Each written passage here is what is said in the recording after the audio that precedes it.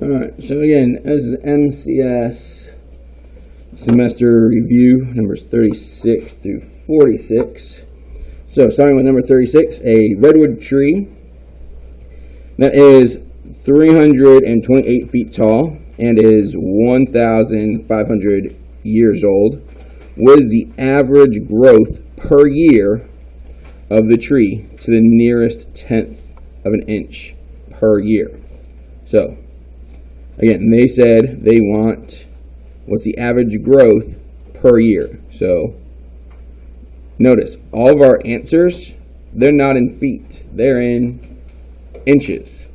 So the first thing that I'm going to do is take that value that they gave me in feet and change it to inches. How many inches are in 1 foot?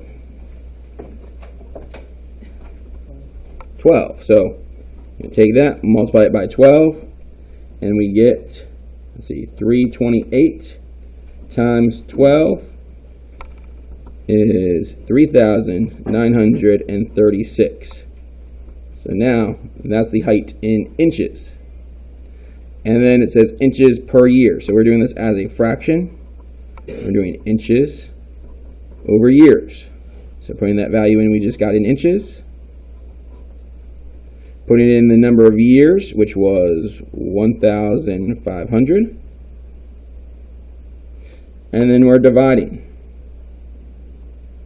So, divide by 1500 is 2.624, which is B. Now, truthfully, this problem, the answer could probably have been found without the use of the calculator.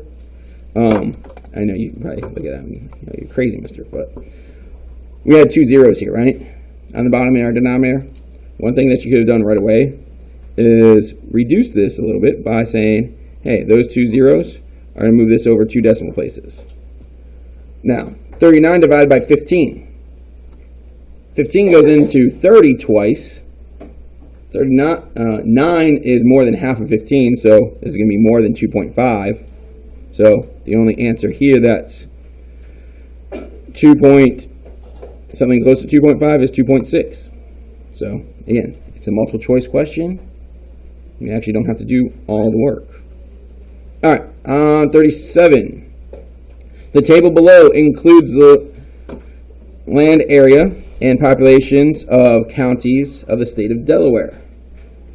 What is the population density of the state of Delaware to the nearest person per square mile?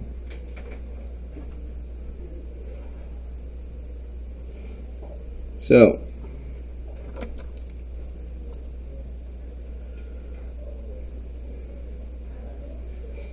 first thing I do is go ahead and add this up so that we can do this all together.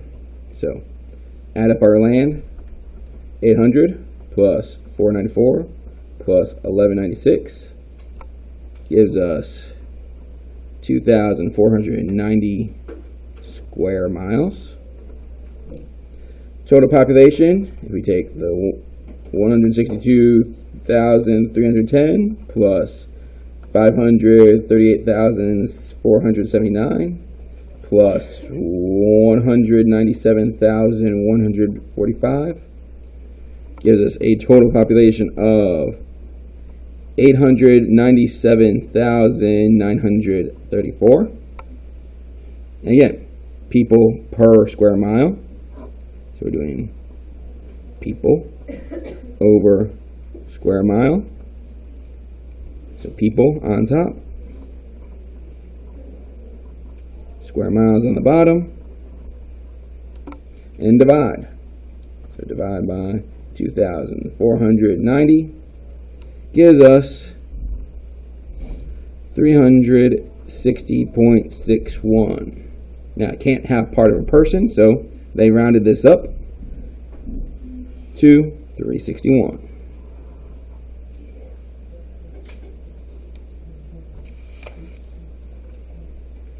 All right, number 38. Pauline buys a pair of shoes regularly priced at $150. The shoes are on sale for 25% off the regular price.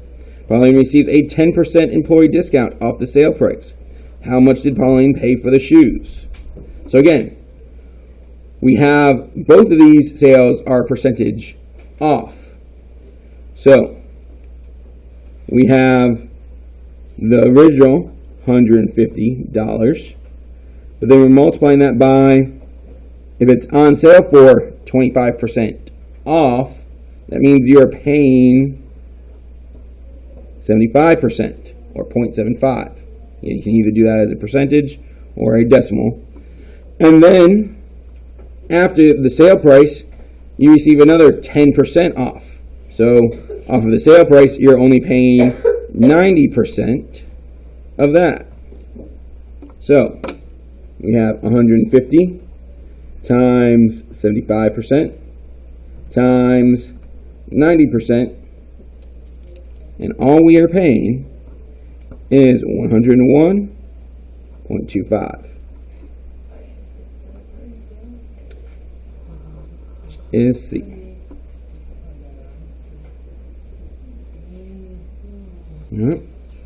Number 39.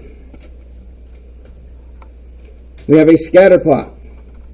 The scatter plot below shows the weights and heights of 10 people randomly surveyed. What is the best conclusion that can be made from the data in the graph above? There is a positive correlation between the height and weight of 10 people surveyed. Well, if I look at this, I could draw a line through that data right about there. That'd be our line of best fit. It is going up, so it is positive. So I definitely agree with A. We'll come back and see if there's anything else that could work or could be better. There's a negative correlation. Well, that's definitely wrong. There's a causal relationship between the height of... That's a pretty strong correlation. So to say weak or casual, that would be not correct either. And then D, there is no correlation or causation. Well, again, it's a pretty tight fit, so that would not be correct. The only one that is correct is A.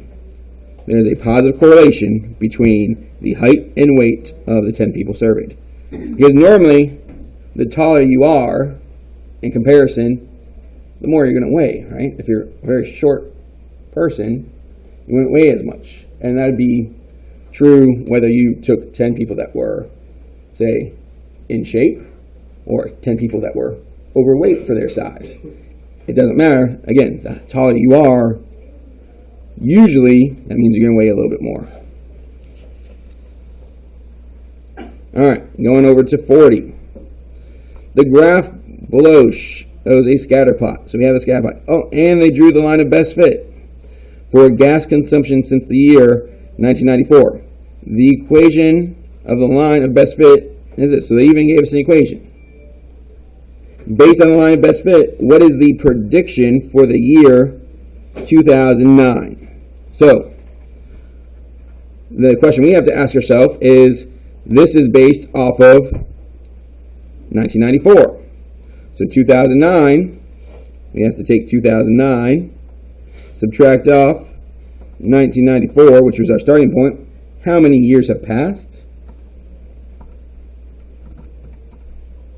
That's 15 years have passed. So, come out on our graph. 15 is at the very end. It's going to be the last thing on there. Ooh. Let's use the edge of the sticky note to line that up. So it's somewhere in that area.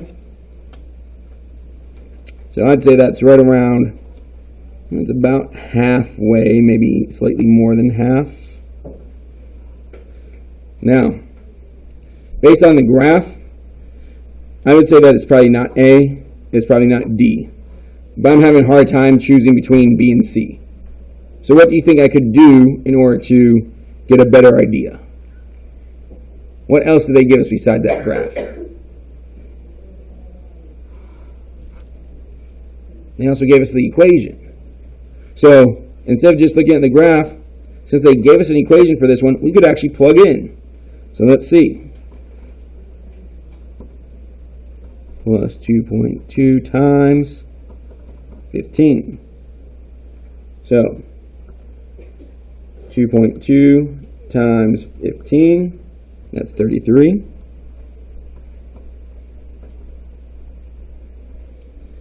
And 33 added to 113.3 is 146.3. So like I said, I was leaning towards it looking like it might have been slightly more than half, and it was. So 146.3. But again, it was really close, so it's best just to go ahead and plug it in, since it's hard to tell exactly where it fell. So if they give you an equation, use that equation. All right, on 41. Which type of function would model the scatter plot below? Well, if I was to draw a line in here to fit this data, it looks something like this. Now, is that a straight line? No.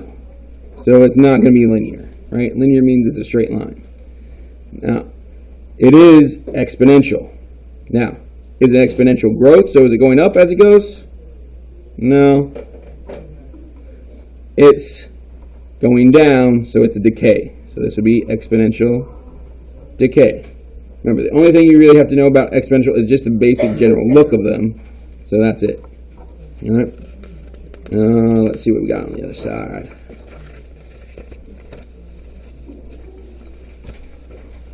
Which type of function below would model the scatter plot below? So, now if I drew a line here, the line actually really is a line. It's straight. So, it's not exponential. It is linear. Now, is it increasing or decreasing? It's increasing. It's increasing? Oh, It's decreasing, right? It's going down. So it's not increasing, it is decreasing. Going down from left to right. So the value is decreasing. All right, on 43. In a large lake at a state park, some birds were reintroduced into the environment. The population of birds was closely monitored and recorded in the table below. So, when they first started reintroducing them, there was 50. Then the next year, there's 100. Then 2 years later, there's 200. Then 400. Which of the following functions best models the number of birds after T years? So, first off, just looking at this, we started at 50, right? And then we increased here by 50.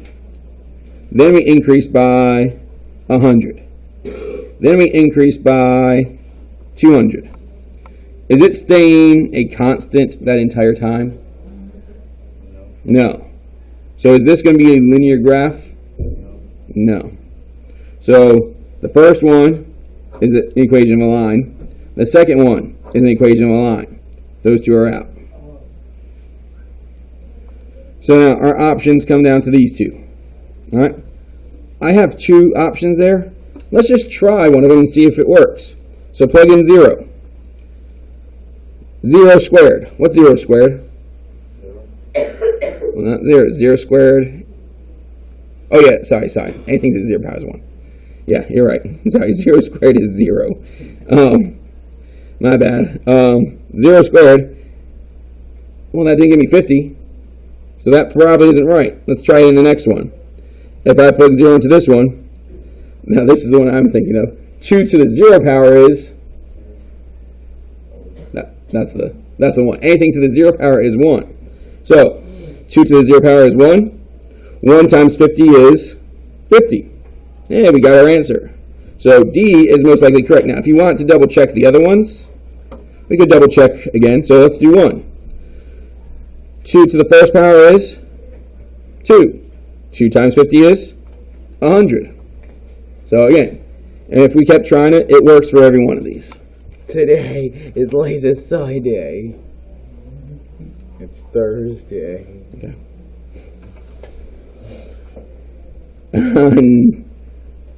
44. Bernice makes an investment into her 10 years certificate of deposit. Her investment is $10,000, and the rate of the CD is 2.75% per year. Which of the functions gives the value of the CD in dollars over time in years? All right, this one is a little bit of a complicated question.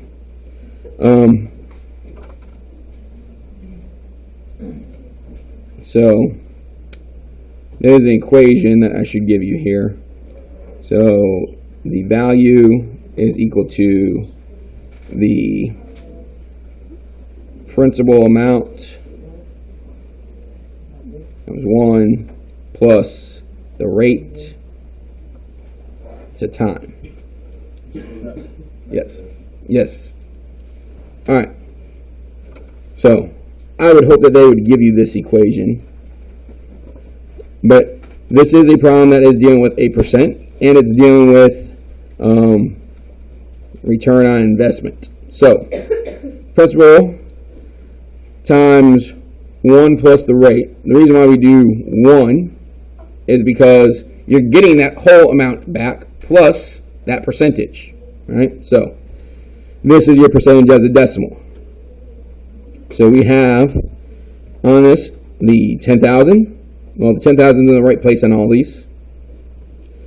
Then we have, let's see, well, they combine the 1 here, so that could be okay. That is fine. That is fine.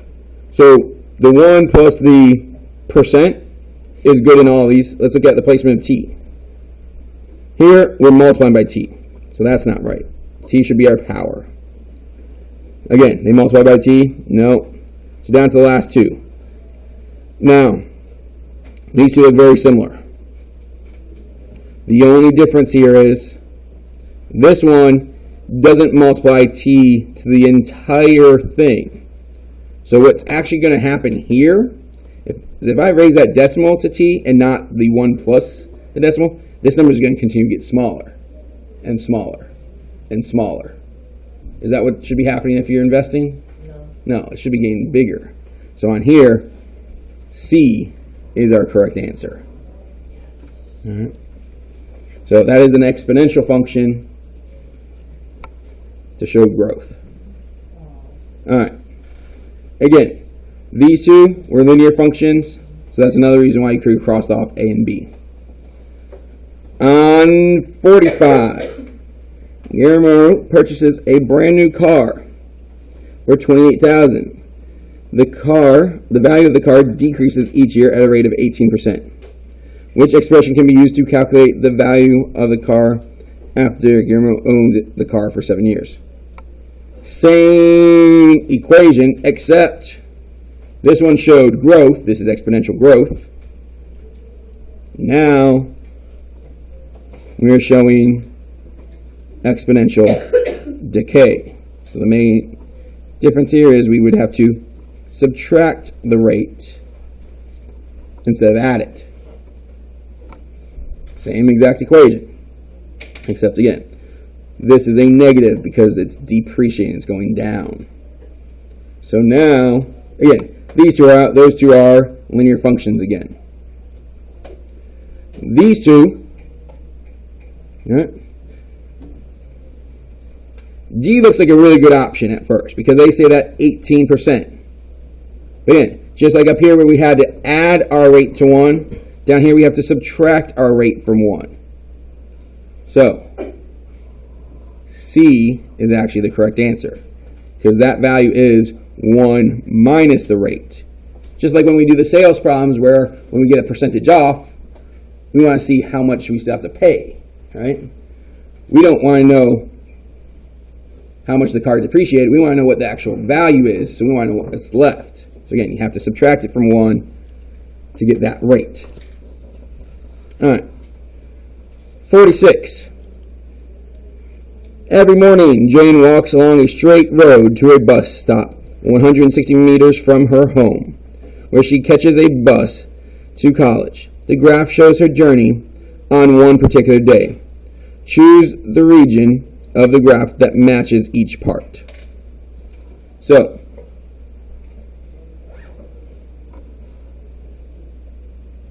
which portion of the graphs are Jane walking away from home?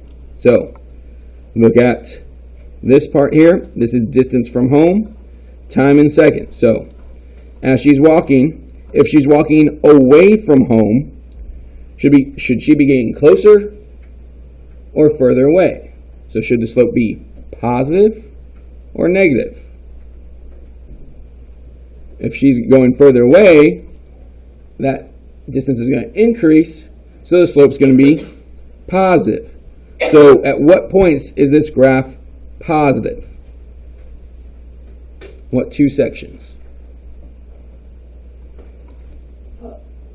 1 has a positive slope, and 3 has a positive slope. So there, she is walking away from home. So sections 1 and 3. On B, which portion of the graph is Jane walking towards home? So the distance has to be getting less. So that would be there in section 2. Which portion of the graph is Jane not moving? So here it plateaued. It's kind of hard to tell, but it goes up, it goes down, it goes up. In this last section, it's plateaued. I don't know if you can really see it that good on the copies, but it leveled off. So where is she not moving? Section 4. The distance from home is staying the exact same. And finally, which portion of the graph is Jane moving the fastest? Well, the fastest is going to be the one with the steepest slope. Now, it doesn't matter if that slope is positive or negative. It's just going to be which one is steepest. So, we need to look at the slope of these lines. So, for this first section, this goes from 0 up to 100. So we have 100 over, and then this goes from 0 to 50. So 0 to 50, the slope here is 2. On this section, the change goes negative 60. And it goes over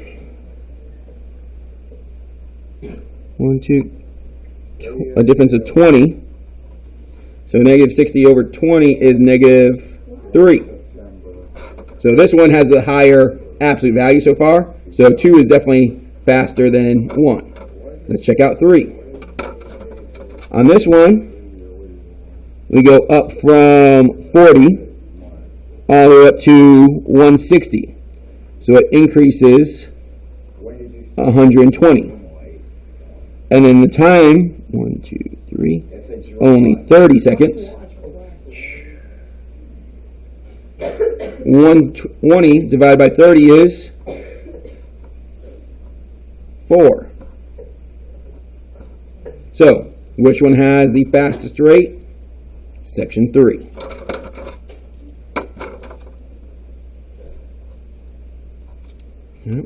So those are all of our answers for that section from 36 to 46.